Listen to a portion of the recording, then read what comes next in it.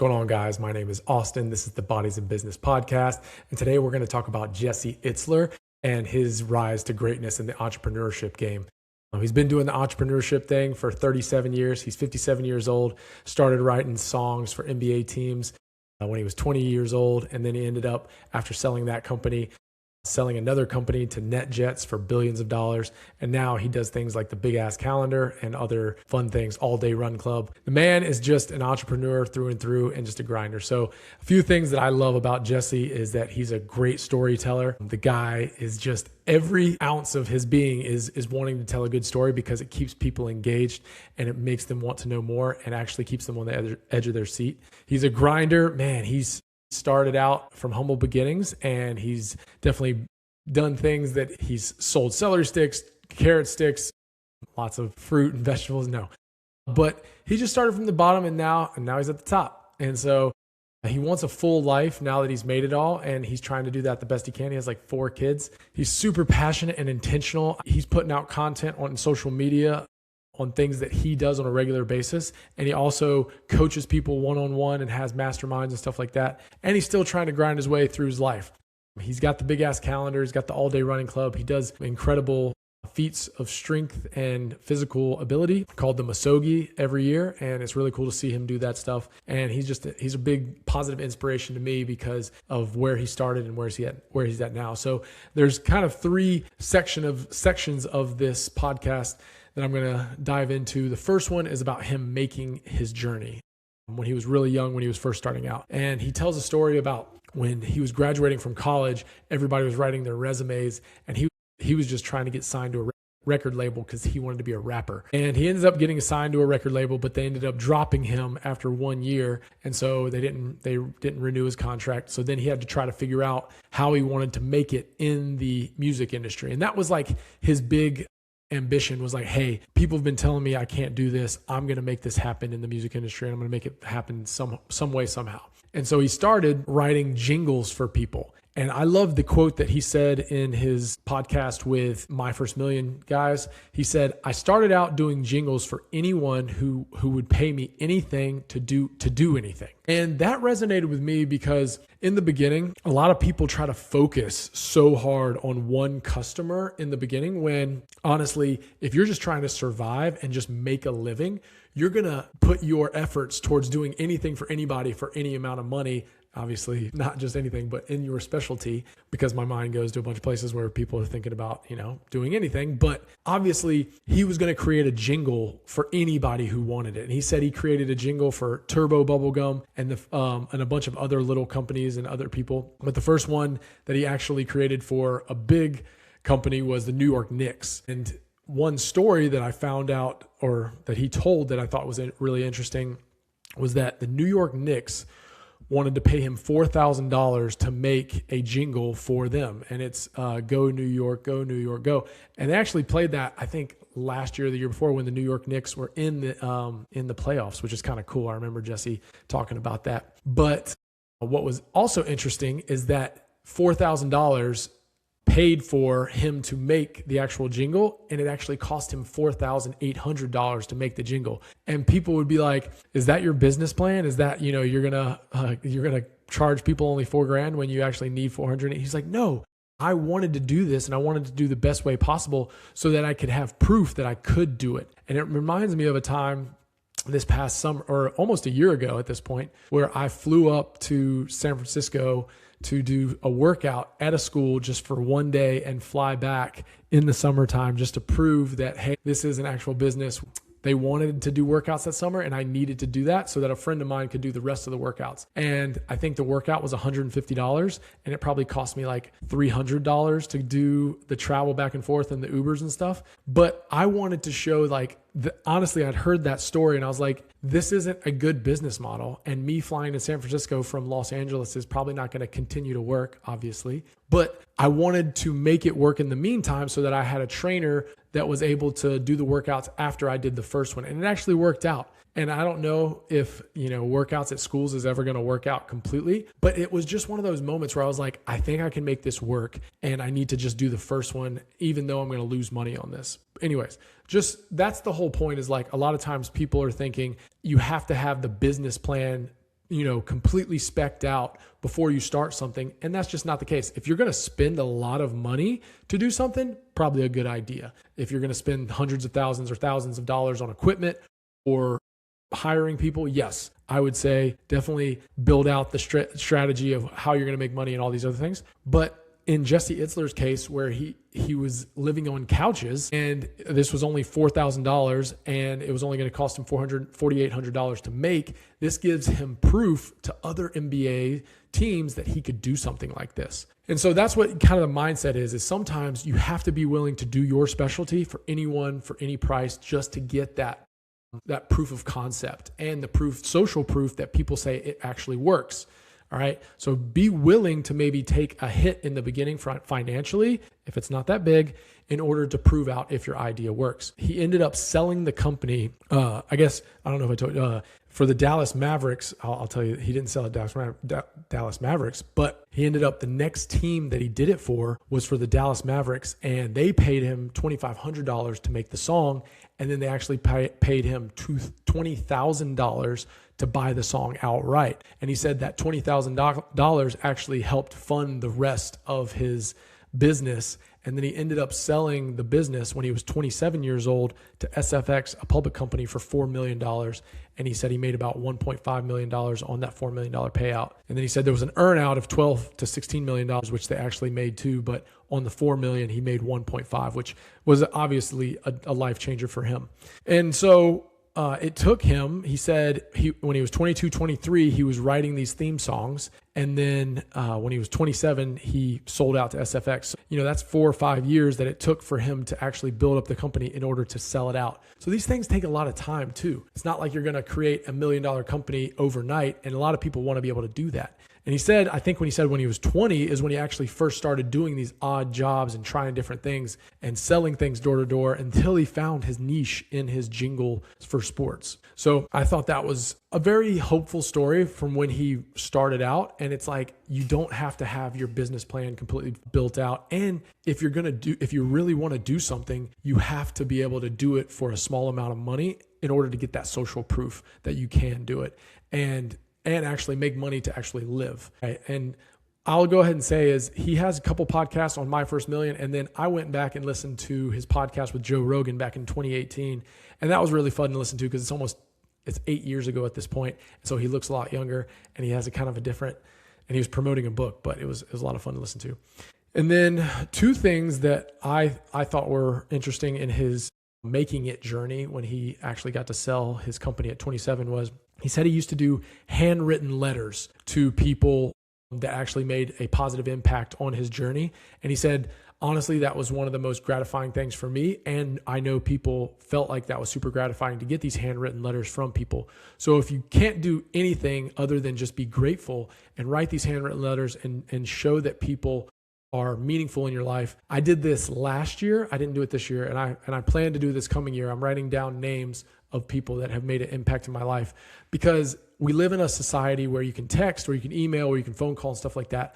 But actually taking the time to write those handwritten letters definitely makes people realize how meaningful it is, and getting it in the mail, opening it up and saying like, oh man, this person took the time to do all this. That means that it was very meaningful in their life. So I thought that was a good idea for some entrepreneurs. If that's something you want to do, go out and do it. And then there was one more thing from that come up journey. He said he talked to one of his friend's dads, and because there was some guy offering him $10,000 for 10% of the rest of his life revenue or income from business. And he went and talked to a guy that was a friend of his, a girl that he knew, her dad was very successful. And he went and talked to him and he was like, should I do this? Give $10,000 for 10% of my time because I think I can really make this work. And the guy was like, do you think you will do it? And he was like, I think I can. He was like, no, or will you make this happen? Even telling the story, it got me jacked up because he said the guy threw down his notebook and said, will you make this happen? Not can you? I know you can do stuff. You can do this, you can do that, but will you make it happen? And Jesse was like, yeah, I can make this happen. And the guy was like, well, then tell that guy to go shove that $10,000 up his ass and you're going to make it happen. And so that's like so inspiring because a lot of times people say, I can do this, I can do that. And can is just can be a wavering word. But when you say will, I will do this. I will make this happen. It's almost like a promise. And you promise to yourself, a promise to other people that you're going to make it happen. Will versus can. All right. Now, after the other sale that he made after he sold his jingle business to SFX, he tried his hand at selling private airplanes, not private airplanes, but like basically a private airplane service through this company called NetJets. And you would think, like, I don't know, like obviously once you get the bug and it's like such a gratifying feeling of selling a company, I'm sure it's like, gosh, I can do it again. I want to prove myself that I can do it again. So he said, there's a quote that he's like, I love the feeling that I got to prove myself. And I think entrepreneurs are always in that feeling because they're like, I'm always wanting to see if I can do it again. And so he had this idea with a friend of his that people didn't want to rent a private jet because it costs too much, but they wanted to have this card, basically a debit card of hours that they could use to spend on flights for private transportation on jets. And so he was pitching this to NetJets, a company that had a lot of private airplanes. And one of the things he said when he was pitching this is like, you are the business plan when you're young. When you're first starting out and you have an idea, you can have these fancy slides, you can have all this data and stuff like that, but people are going to bet on you as an entrepreneur, especially if you're young. And you are the one that they're going to say, okay, I believe in this kid. He may not have it all figured out. He may not have the best business plan, but I believe he's going to figure it out or she's going to figure it out. And that's what I really enjoyed him saying, that when you're that young and you're trying to pitch people, you're the business plan. They're looking how excited you are, how much knowledge you kind of have, and if you've had any previous failures and stuff like that, and how many things you've overcome.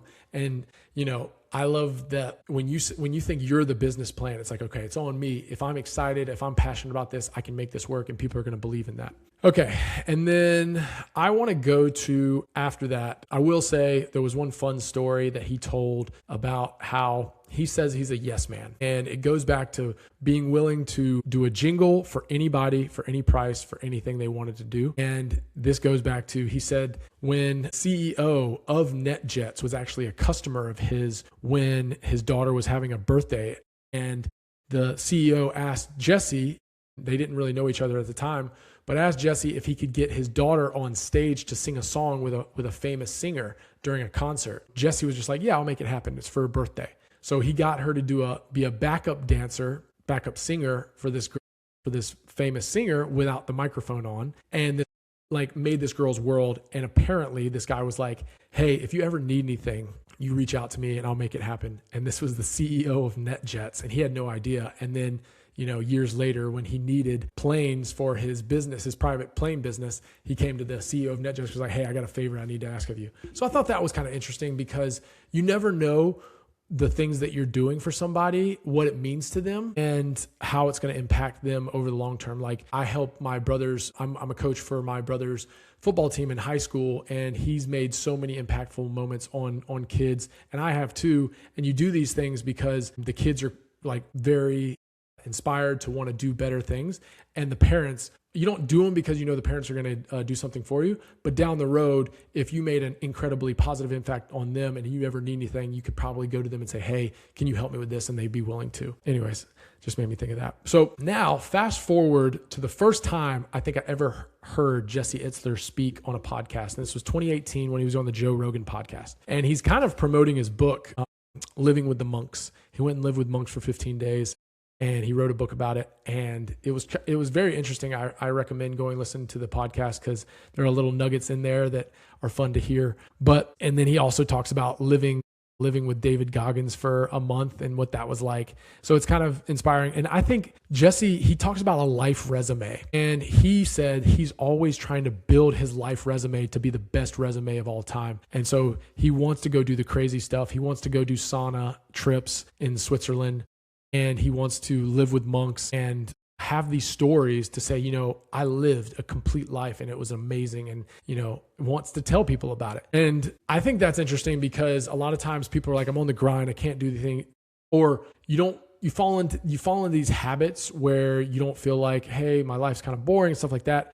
And Jesse has these things called a Masogi and Kevin's rule that really help him try to do exciting stuff throughout the year. The Masogi is doing something, a physical or just something that is very tough for you to do for 1 year. And that is your main focus for that year. For me, this year, it's going to be writing a book.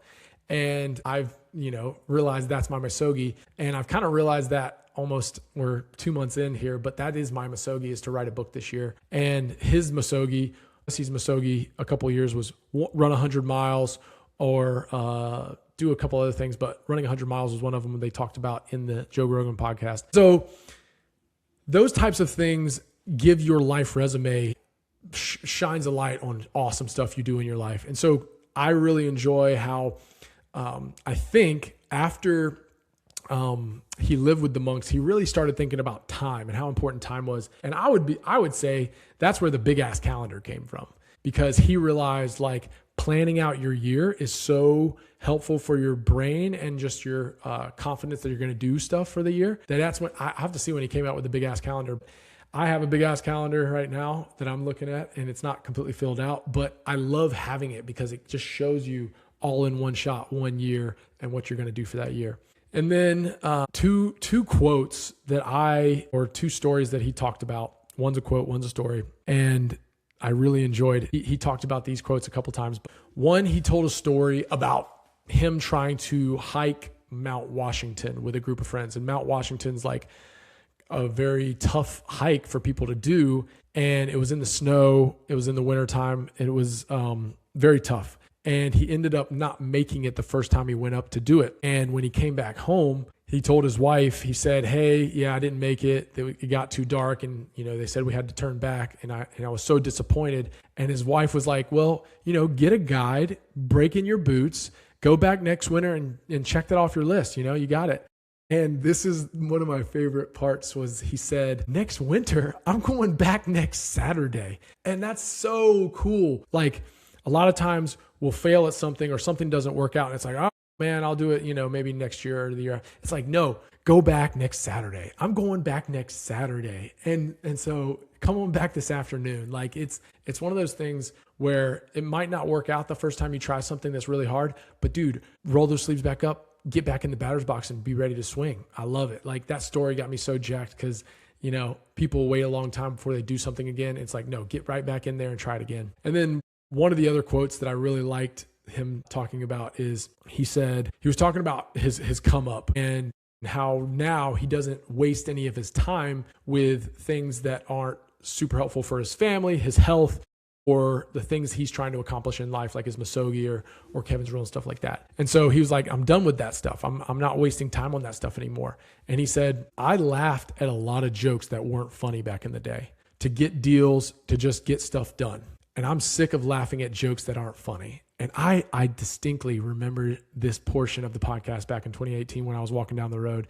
And it's so true. When you are young and you're trying to make it as an entrepreneur, you're going to have to laugh at stupid jokes. You're going to have to be that person that it's like, "Oh, I'm not being myself right now, but I got to get stuff done." And you may have to put on a face sometimes. But now at this time, he was like 50 years old, 49 years old. He's like, "You know what? Now I don't do that. And I'm living my best life. And I'm not laughing at bad jokes. I'm not doing things I don't want to do. I'm doing the things I really want to do in life because we only got so much time on this earth." And I think that's interesting because he was willing to say like, "Hey, I did laugh at the bad jokes, but now I'm taking advantage of my time." So love that quote. Love that quote. And then the last thing I want to talk about Jesse is that he continues to put out like helpful content on Instagram, on LinkedIn, on all these things. And one of the things I saw recently of him was tips for speaking. And he said there's 4 things that he learned about speaking when he was in high school. And he said the 4 things are: you want to have an icebreaker to start off. He said it needs to be funny, a joke, emotional, a connection to your audience. You want to connect to your audience, an icebreaker. Then he said you want to tell the audience what you're going to talk about so that they know, so they can get mentally prepared for what you're going to talk about. And then you want to deliver on your promise. You want to tell them what you're going to do and then actually do that thing. And the last thing you want to do is you want to leave people at the end with actionable takeaways. All right. And I think that's super helpful because it like breaks it down very easily of how to be a good speaker. And it makes me think of when my younger brother was about to give his speech at my older brother's wedding. This is like 12 years ago at this point. No, 14 years ago. Crazy. And in order to break the ice, my younger brother was like, "Hey, my name is Jordan. I'm Jim's younger brother." And then my cousin Daniel was in the back and he goes, "Yeah, you are." And everybody started cracking up laughing. I think about that and it's just like such an icebreaker. It gets everybody nice and calm, and you want to have that icebreaker and figure it out. It's just cool to think about those little things that actually make sense when you're giving a big speech. But Jesse Itzler, man, he's very positive, very influential, and doing big things all the time, and always on the grind. So I love watching his stuff, and I hope you enjoyed that. If you made it this far, I appreciate you guys, and yeah, get after it.